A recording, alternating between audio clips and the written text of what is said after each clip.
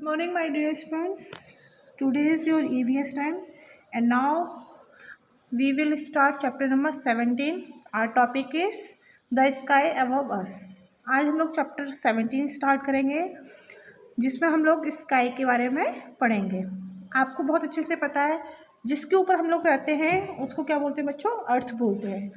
और अर्थ के ऊपर जो हमारे आसमान में है उसको क्या बोलते हैं? स्काई। ठीक है। Above the earth is the blue sky full of stars। जो अर्थ के ऊपर पूरा आसमान है वो ब्लू स्काई है और उसमें क्या है? स्टार्स हैं, सन है एंड द मून।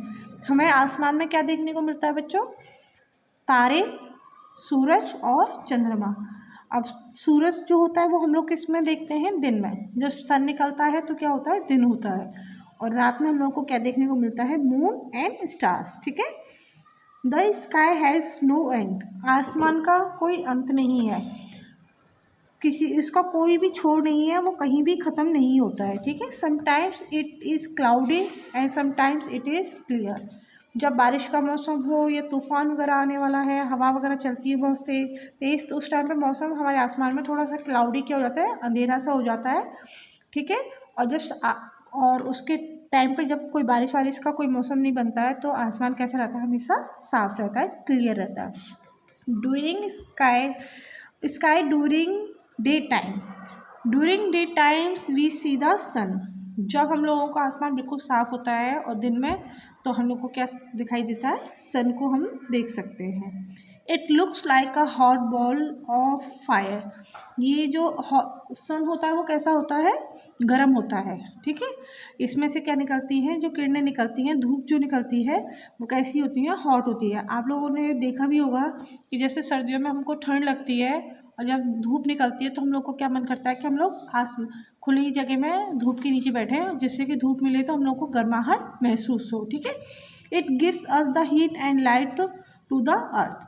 जो सूरज होता है, जो सन होता है, वो हम लोग को क्या देता है? एक तो हीट देता है और दूसरा क्या देता है? रोशनी देता है। आप जानते हैं अच्छी तरीके से, जब शाम को सूर्य अस्त हो जाता है, सूर्य चला जाता है, तो क्या हो जाता है? अंधेरा हो जाता है। और जब मॉर्निंग में सन निकलता है तो क्या होता है? दिन हो जाता है। तो उससे हमें क्या मिलती है? लाइट मिलती है और क्या मिलता है? हीट मिलती है। ठीक है। During winters everybody likes to sit under the sun. जैसे मैंने अभी आपको बताया, सर्दियों में हम लोग क्या पसंद करते हैं? सन की रोशनी में, सन की धूप में बैठना पसंद करते हैं, क्योंकि उससे हमें क्या मिलता है? हमारी बॉडी को गर्माहट मिलती है। Sky during night.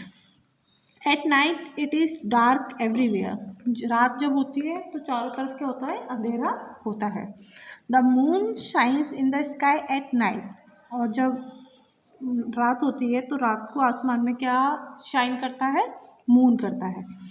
It looks like a silver ball. और ये किस तरीके का? सिल्वर बॉल की तरह दिखाई देता है, क्योंकि बिल्कुल सफ़ेद होता है, इसलिए सिल्वर की तरह दिखाई देता है। The stars twinkle at night.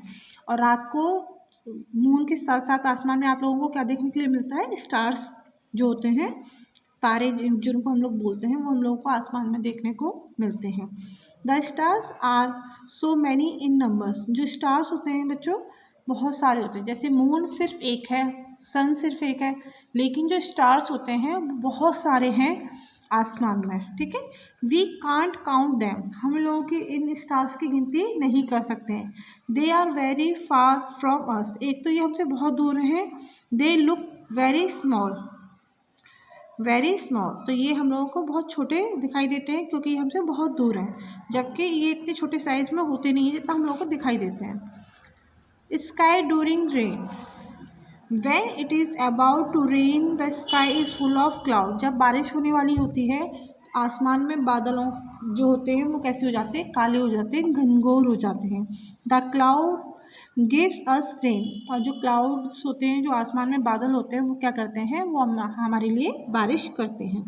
They look like a grey cotton ball. और ये कैसे दिखाई देते हैं? जो ग्रे कॉटन बॉल होती है, कॉटन क्या होती है? रुई होती है। तो अगर उस पर हम ग्रे कलर कर दें तो जिस तरीके से वो दिखाई देगी आसमान में, वो हम लोगों को बादल इसी तरीके से दिखाई देते हैं।